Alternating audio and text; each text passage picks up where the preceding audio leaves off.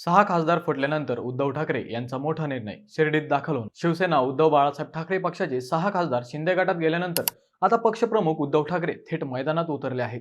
विशेष म्हणजे त्यांच्या 3 दिवसीय महाराष्ट्र दौऱ्याचा शेवट शिर्डीत होणार असल्याने या दौऱ्याकडे राजकीय वर्तुळाचे लक्ष लागले आहे। 27 ते 29 जून दरम्यान होणाऱ्या या दौऱ्यात उद्धव ठाकरे विविध मतदारसंघातील शिवसैनिकांशी संवाद साधणार आहेत। 29 जून रोजी ते शिर्डीत दाखल होणार असून येथील कार्यकर्त्यांना ते मार्गदर्शन करणार आहेत।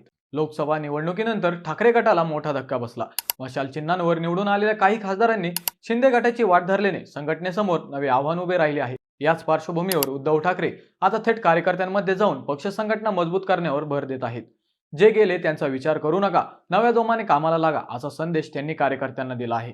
त्यामुळे शिर्डी दौऱ्यात उद्धव ठाकरे कोणती नवी रणनीती जाहीर करतात याकडे सर्व राज्याचे लक्ष लागले आहे। पण मंडळी, तुम्हाला याबाबत काय वाटते हे आम्हाला कमेंटमध्ये नक्की सांगा।